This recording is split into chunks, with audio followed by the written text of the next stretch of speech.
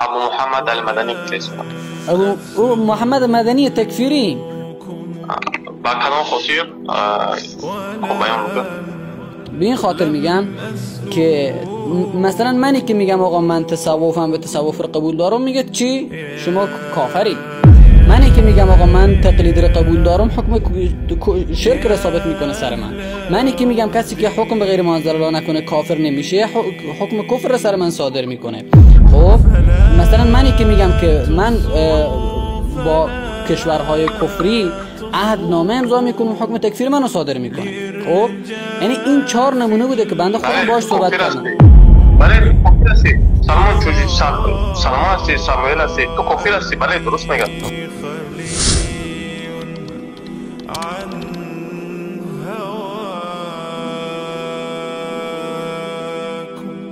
منیبره آوازه من خوب اومده است. میگم ابو حماد وارث منیبره میگی؟ بله بله انکوزا. نه اون موسیقی نه. ابو محمد المدنی اسمه. او محمد مدنی تکفیری. با کدام خاطر خوب بیان بکن. خب ابو محمد مدنی رو میشناسم، باش صحبت هم داشتم. بله میشناسم ایشون رو. با کدام خاطر تکفیری است؟ به این خاطر خب دلایلش اینه. در قدم تکفیری گفته یعنی خوارج. بله ببین گوش بده که من دلایلی که میگم که تکفیری از این قراره. خب گوش بده که من دلایل تکفیر بودنشو بگم. تکفیری گفته یعنی خوارج. تکفیری گفته یعنی خوارج گفته. خب ببین من نمیگم الان خب مگه قراره هر که تکفیری بود خوارج بشه، یا هر که خوارج بود قراره تکفیری بشه؟ شما تکفیری گفته یعنی خوارج در نظر دارید؟ ببین نه من اصلا او رو خوارج هم نمیگم. تکفیری به خاطر دلایل دیگری میگم. تکفیری به خاطر دلایل دیگری میگم ایشونو. به این خاطر میگم که مثلا منی که میگم آقا من تصوفم به تصوف رو قبول دارم، میگه چی؟ شما کافری. منی که میگم آقا من تقلید رو قبول دارم، حکم شرک رو ثابت میکنه سر من. منی که میگم کسی که حکم به غیر ما انزل الله نکنه کافر نمیشه، حکم کفر رو سر من صادر میکنه. خب مثلا منی که میگم که من با کشورهای کفری عهد نامه امضا میکنم، حکم تکفیر منو صادر میکنه. خب یعنی این 4 نمونه بوده که بنده خودم باهاش صحبت کردم. بله کافر هستی. سلمان چوجی سلمان هستی، ساموئل هستی، تو کافر هستی. بله درست میگم. خب این از نفس ابو محمد مدنی نیست، این در نفس قرآن است. خب بفرما اثبات که حکم تکفیر منو اثبات کن.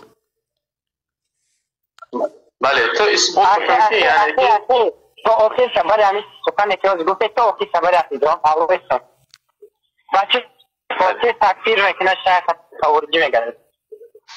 نه اسلام قدرش بسنده است. تو اثبات بکن که یک نفر یعنی که حکم به غیر ما انزل الله میکند اون کافر است. کافر نیست.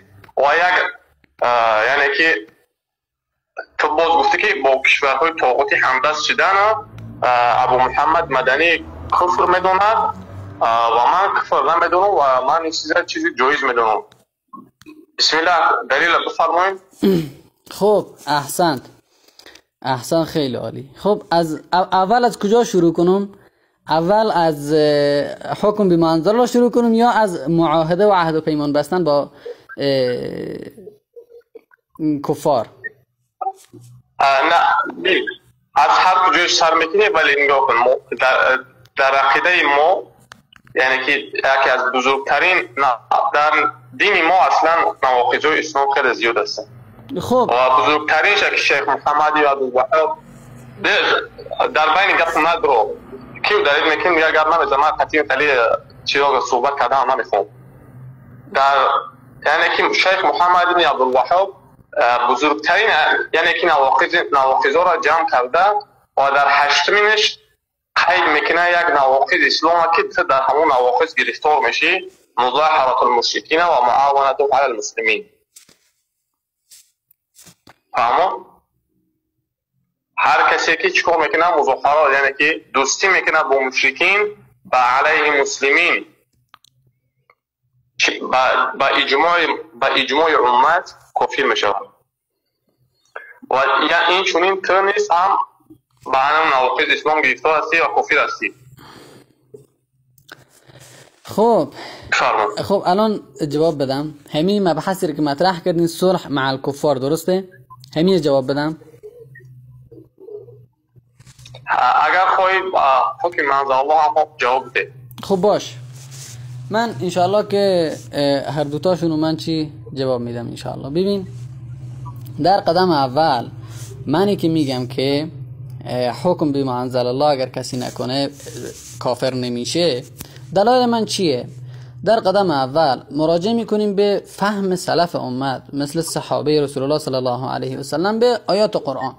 تفسیر ابن کثیر رحمه الله را باز بکنین. تفسیر ابن کثیر را اگر دارین زیل آیه همی و من لم یحکم بما انزل الله فاولئک هم الکافرون، تفسیر ابن کثیر را اگر دارین، اگر ندارین در مکتب شامل بگیرین، هر جا که میگیرین ببینین در اونجا نقل میکنه در همین زیر تفسیر خودش حافظ ابن کثیر رحمه الله میگه و قال علی ابن ابی طلحه، میگه علی ابن ابی طلحه گفت که عن ابن عباس، از حضرت عبدالله ابن عباس رضی الله تعالی عنه، قوله و من لم يحكم بما انزل الله فاولئک هم الكافرون قال من جحد ما انزل الله فقد کفر، کسی که حکم الله را انکار بکنه کافر میشه.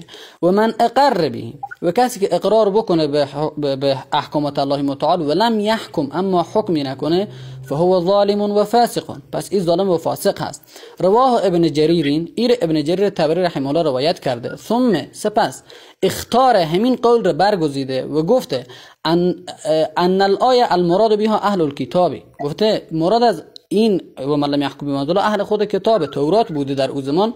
او من جحد حکم الله المنزل فی الكتاب، یا کسی که کلا حکم الله متعال انکار بکنه شخص کافر میشه. اما اگر کسی انکار نکنه و اقرار بکنه حکم نکنه این شخص ظالم و فاسق میشه طبق تفسیر حضرت عبدالله بن عباس و قول برگزیده شده بزرگ مفسرین اسلام ابن جریر طبری. پس اگر شما کفر ایر حکم تکفیر صادر میکنین، پس جواب حضرت عبدالله بن عباس و جواب ابن جریر طبری رو چی میدین؟ بعد نکته دوم صلح مع الکفار هم مطرح بکنم یا همین مبحث رو پیش میبرین؟ اونم جواب بدم یا نه؟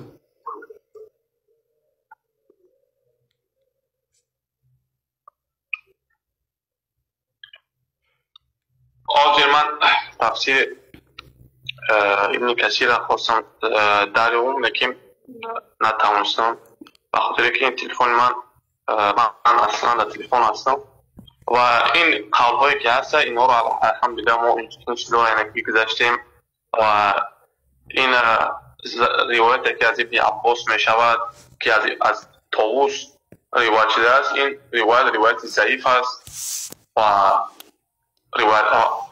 روایت یعنی که ضعیف است در قبول لیست است و دیگر آیات قرآن هم نیست در این چیز دلالت میکنه که هر کسی بغیر حکم الله حکم میکند اون شخص کافر است و یعنی که خارج شده است از ملت ابراهیم علیه السلام. در اینجا در تفسیر ابن کثیر بیان کرده که هر کسی که انکار بکنه، یعنی انکار گفته تو چی را میفهمی؟ خب جواب بدم. بله. خب جهان سپاس. اینجا شما دو تا قول رو مطرح کردید. خب باش چشم. اینجا شما دو تا قول رو گفتین. قول اول گفتین که اون قولی که طاووس از ابن عباس روایت میکنه ضعیفه، در حالی که این روایت طاووس نیست بلکه علی ابن ابی طلحه از ابن عباس و ابن کثیر هم هر جا که روایت ضعیف باشه تضعیفش بیان میکنه، در صورتی که بیان نکنه این خودش استدلال گرفتن ابن کثیر و حسن بودن روایت را نشان میده. این نکته اول. نکته دوم، من از انکار ایره میفهمم که طرف بگه آقا من اصلا این حکم رو به عنوان حکم خداوند قبول ندارم، کلا من اینو قبول ندارم، اصلا بگه من اینو قبول ندارم. خب این از انکار کردن این برداشت میشه. آقا بگه من این حکم رو به عنوان حکم الله اصلا من اینو نمیپذیرم و به این عمل هم نمیکنم، مثلا کلا اینو انکار بکنه با زبانش، درست؟ در صورتی که انکار نکنه و اقرار بکنه اینو خب میگه مسلمانه. ابن جریر طبری بزرگترین مفسر هم این قول رو برگزیده و گفته این درسته. خب بفرمایید. خب مشرکینی که زمان رسول الله صلی الله علیه و سلم آیا اونها انکار میکردن که ما شرک میکنیم؟ ببین این بحث حکم کردن. آیا از اونها تماس کردن مشتفی عن الله دین الخالص والذین اتخذوا من دونه اولیاء، اونها چی میگفتن در جواب؟ ما نعبدهم الا لیقربونا الی الله زلفا. خب اونا مگر رسول الله صلی الله علیه و آله نکن. خب احسن، اونا کلا این مثلا یک خدا رو انکار میکردن، میگفتن ما یک خدا رو چطور قبول بکنیم؟ اونا اصلا یک تا بودن خداوند رو انکار میکردن. حالا چی برسه به که به سر احکامات این بحث شرک میگه که در همین الله سبحانه و تعالی میگوید که ما نعبد، اونها چی در جواب چی میگفتن؟ ما نعبدهم الا لیقربونا الی الله زلفا. خب تموم شد حرفتون؟ خب حرفتون تموم شد؟ خب احسن، خیلی عالی. ببین در قدم اول اگر یعنی این حرفی رو که شما مطرح میکنین، اگر این آیه مطرح می بود و این آیه رو قبل از من و شما خیلی بهتر حضرت عبدالله بن عباس درک کرده بود، خب پس چرا حضرت عبدالله بن عباس حکم تکفیر نداده؟ آیا ابن عباس این آیه رو ندیده بود؟ آیا نمیفهمید؟ در حالی که او حبر الامت مفسر بزرگ اصحاب بود که پیامبر صلی الله علیه و سلم در حقش دعا کرده بود. اگر شما این برداشتی رو که شما میکنین اگر چنین برداشتی صحیح می بود، خب قبل از شما حضرت عبدالله بن عباس چرا این برداشت رو نکرد؟ چرا بزرگترین مفسر قرآن، اولین مفسر ابن جریر طبری چرا این قول رو اختیار نکرد؟ خب پس طبق نظر شما حکم اینها چی میشه؟ این نکته اول. نکته دوم، وقتی که شما اون رو میگین اصلا مشرکین مکه یک اله بودن رو انکار اصلا میگفتن ما چطور قبول بکنیم که مثلا یک خدا وجود داره، مثلا که الله متعال یکیه. اینو من از کجا میگم؟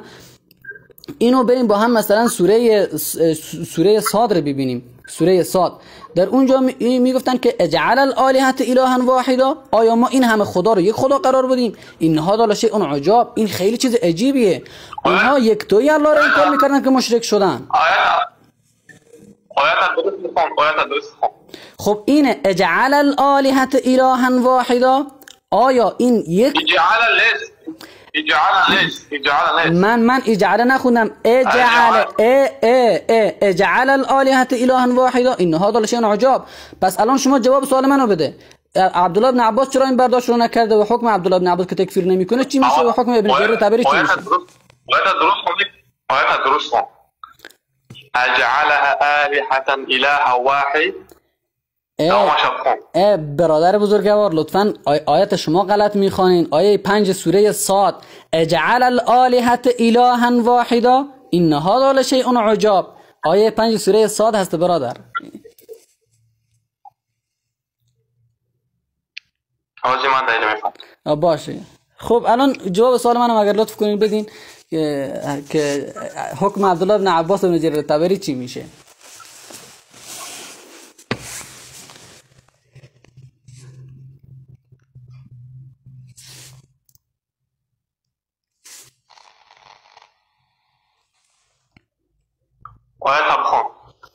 خب آیت دوباره میخوانم، خب ولی شما جواب سوال من بده. اجعل الالهه الها واحدا ان هذا لشیء عجاب.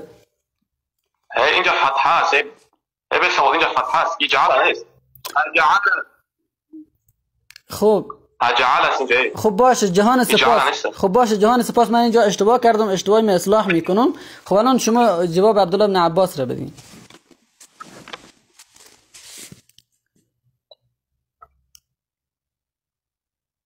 من این قبلا نمیدونم. خب پس ولی در دیگر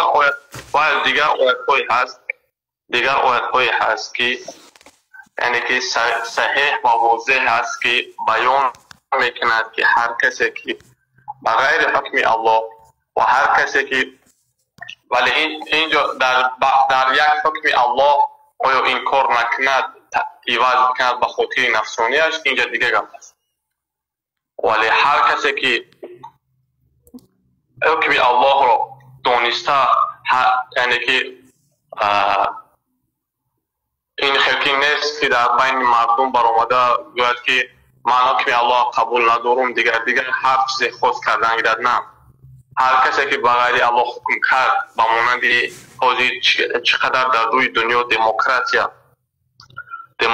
پخش شده است، می‌بینید که چقدر مردم از بسیاری دولت‌ها بسیاری امین روی دنیا با دموکراسی حکم میکنند و این دموکراسی آیا قانون ضد الله هست و هر کسی که با دموکراسی حکم کرد یعنی که او ردی یعنی اینکار کرده است یا نکرده است اینجا آیاتی الله سبحانه و تعالی. خب ببینین حکم الله سبحانه و تعالی. خب جهان سپاس. ببینین جناب احمد جان، ابو احمد جان بزرگوار، اینجا شما گفتیم که من حکم رو نمیدانم. من الان جواب سوال شما رو میدم. خب از ابتدای سخنان شما صحبت میکنم. شما گفتیم من نمیدانم. در صورتی که نمیدونین پس حکم تکفیر هم یک حکم سختی هستش اگر یکم انصاف رو رعایت بکنین.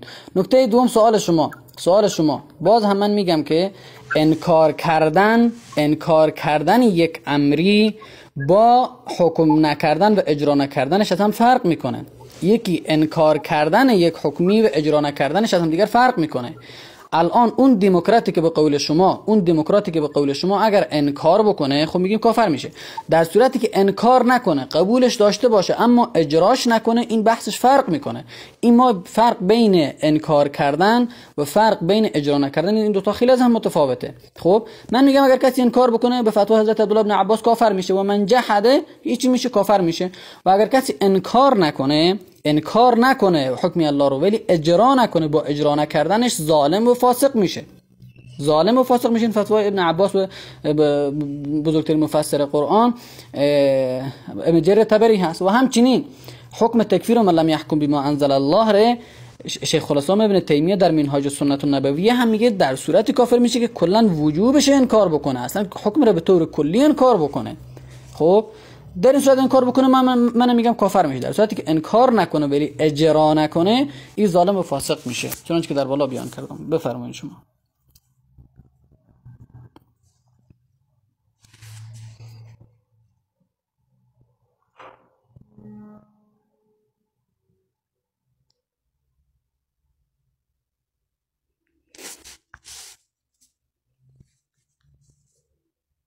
السلام علیکم و رحمت الله و برکاته.